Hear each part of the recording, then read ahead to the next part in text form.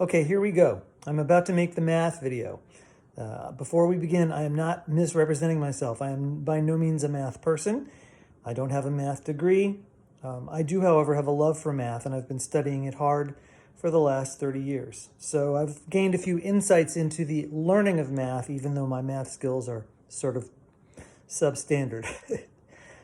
So if you'll hang in there with me, I'm going to try to make the same point about math learning that I made about orchestration and language study.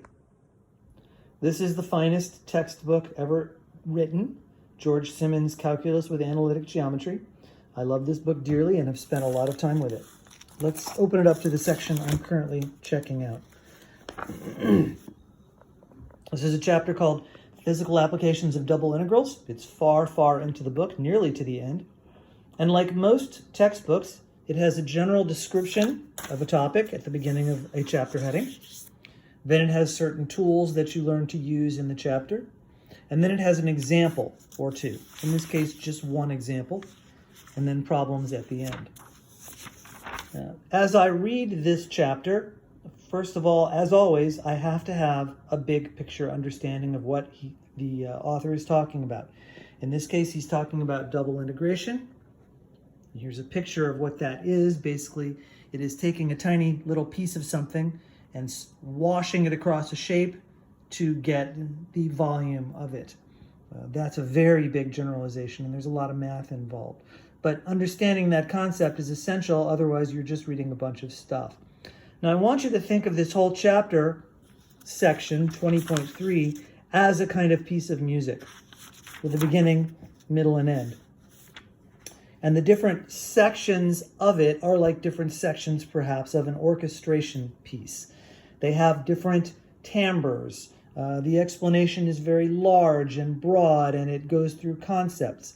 And the next section is the toolbox, and it's more concrete.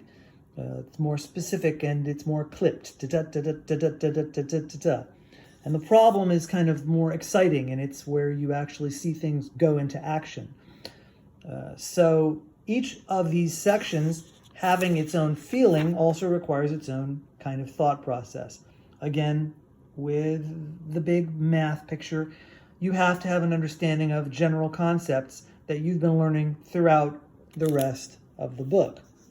This is the culmination, in a sense, of a lot of other things we've learned through this book.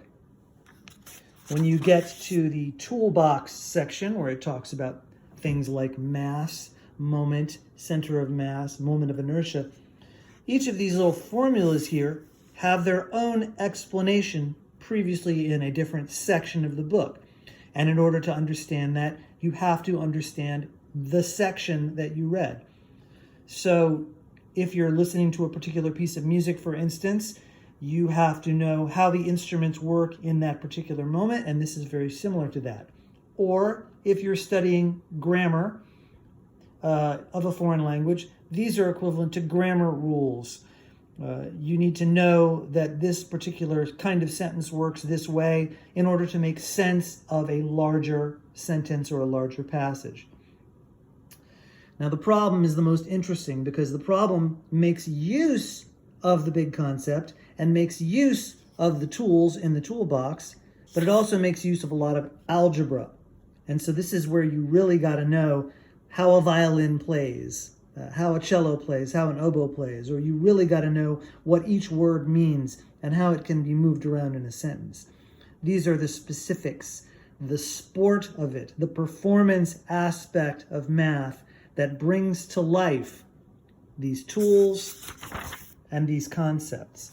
So just like the actual playing of the instruments brings to life the thematic material and the overall feeling of a piece, this sports aspect of math, this algebra, brings to life the tools and the general concept so that you can apply it to the rest of the book.